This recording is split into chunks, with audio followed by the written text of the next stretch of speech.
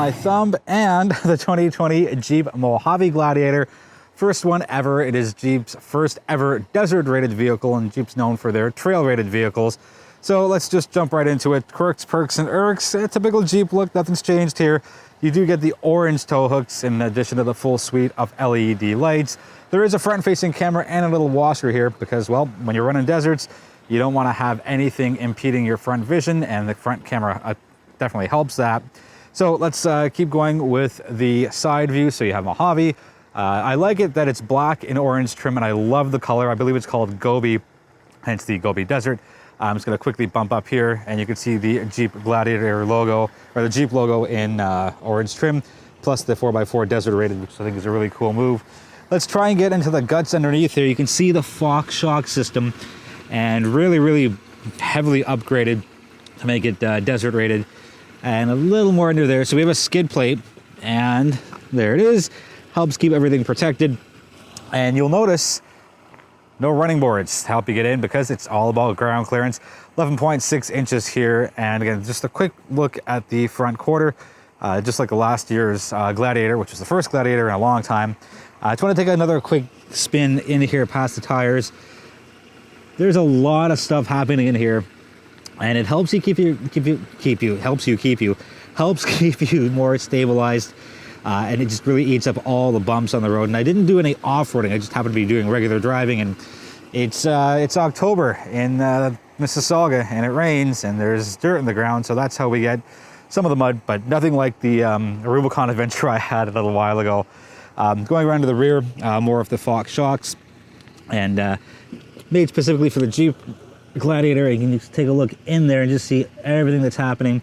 I'm going to go around to the back of the rear tire, take a quick spin underneath, and we can take a look at just what's happening. And there's your spare tire.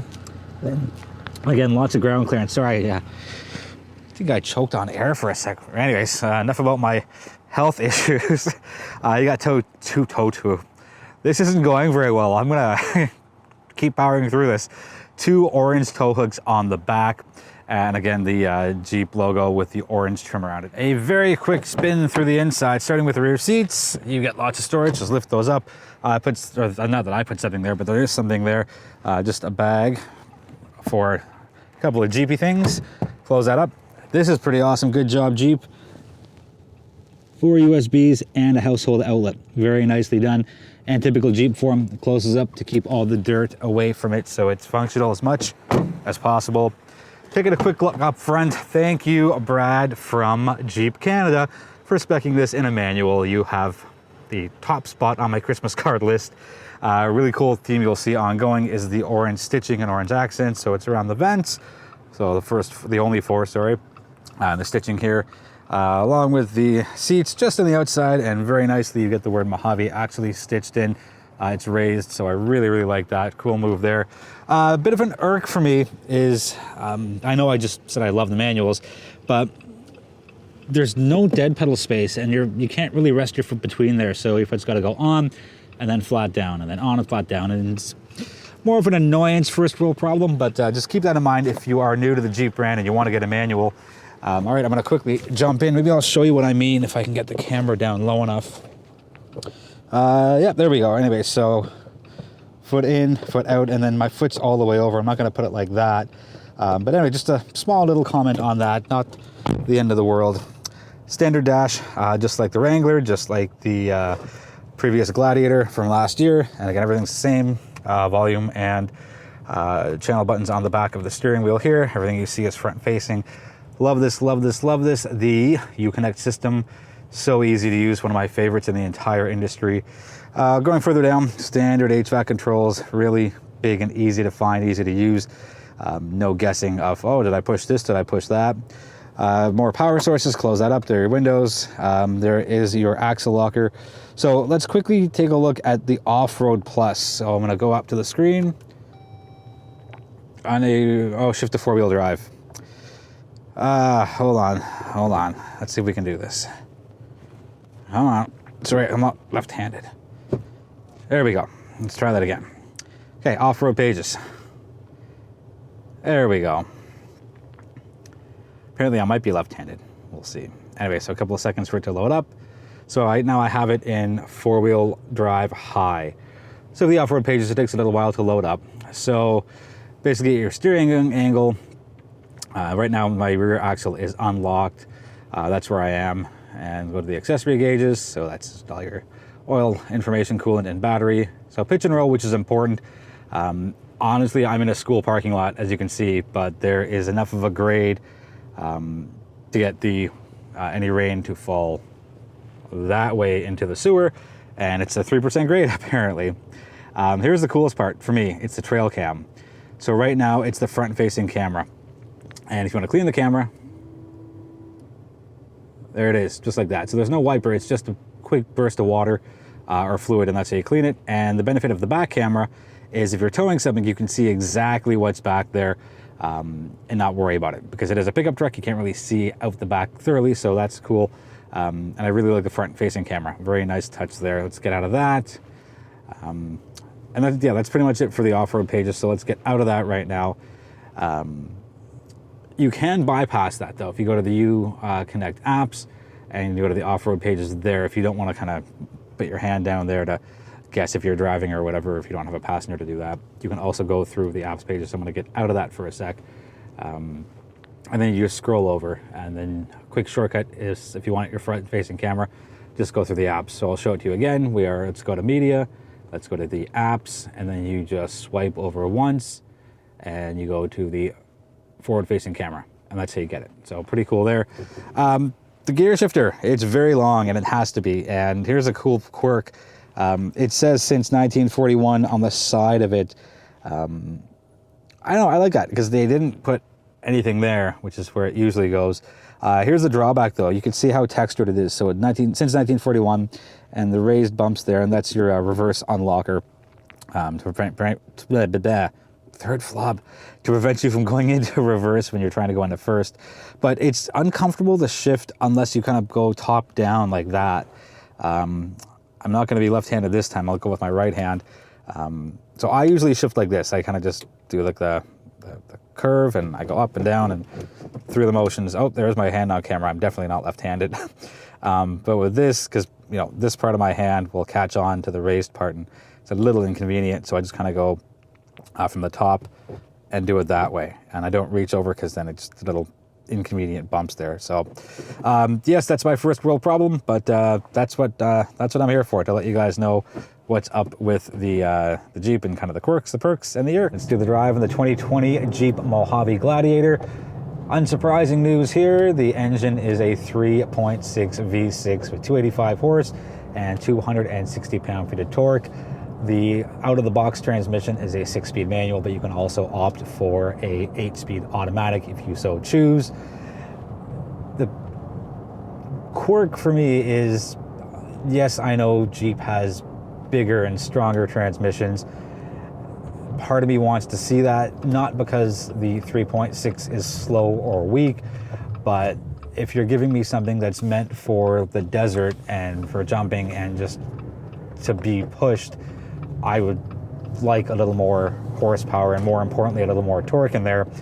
The reason, at least the reason that I think, as far as Jeep not putting anything bigger than what they have in now, is heavier engine. You get a lot more weight in the front, and as you're doing your jumping and you're off-roading, you might have a risk of bottoming out. What's going to counter that is the hydraulic jounce bumpers along with the Fox shocks, and basically that's going to eat up all of whatever's in front of you and give you a much more stable ride, and it's going to prevent you from getting stuck. And because there is no desert here in Mississauga or in the GTA or anywhere near me, I haven't had a chance to go on a desert, and I haven't taken this off-roading. But as far as a daily driver and running it on city streets, it's pretty good. Ideally, if you're going to run on the street and not have any bumps or imperfections, it'll perform fairly well. Part of what makes the Mojave is it's got increased figures as far as breakover and approach angle compared to the Rubicon, which is kind of interesting. Rubicon is trail rated and the Mojave is desert rated, and they are very, very different things. And I'll put some figures up on the screen as far as the differences between the Rubicon and the Mojave as far as the breakover angle and ground clearance. One other difference the Mojave has is you can actually lock the rear diff in 4 high as opposed to the Rubicon where you can only lock it in 4 low. 4 low you can go up to 80 kilometers an hour, and compared to the other ones in the Jeep family where you can only go 48 kilometers an hour. So again, back to the engineers at Jeep making this really, really rugged and versatile.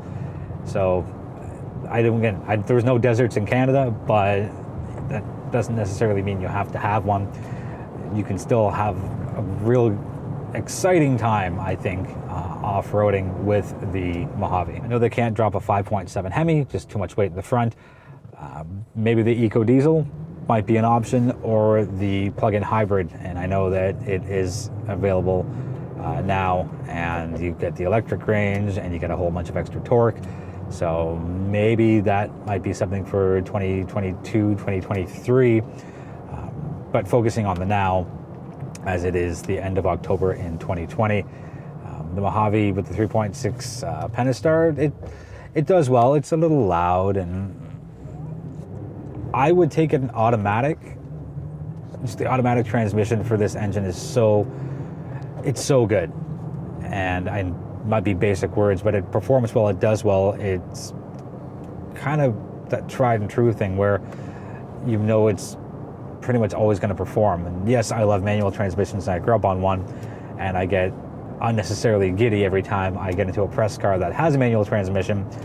But if I'm going to be doing any kind of off-roading or desert running or anything that's not pavement, I want to focus as much of my attention on what's happening around me. And I know shifting is relatively easy, but if that was my world and every weekend I went off-roading, I would pick an automatic transmission. Gladiator won the North American Truck of the Year recently for 2020, so kudos to you for that, Jeep, and especially for a new player in the market.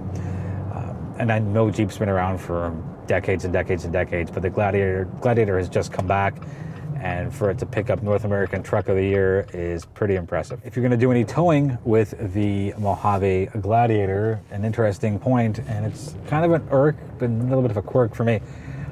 So the towing package, you can go up to 6,000 pounds, but you get more towing capability out of the Rubicon Gladiator, and you get more towing capability out of just the regular Gladiator. Day-to-day driving impressions, I know I touched on it a little bit earlier in the video, but I just want to circle back to it.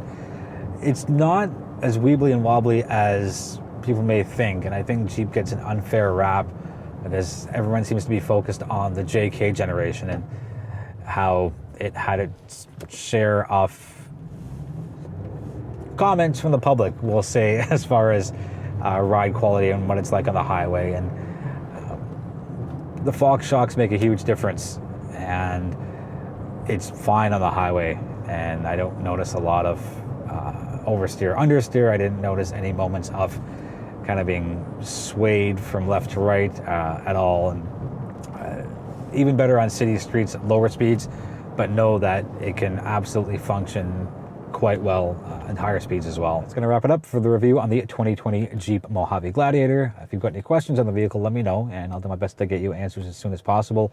Thank you so much for watching. I really appreciate the support, and feel free to subscribe if you haven't already. Be well, be healthy, be safe, and I'll be back sooner than later with my next review.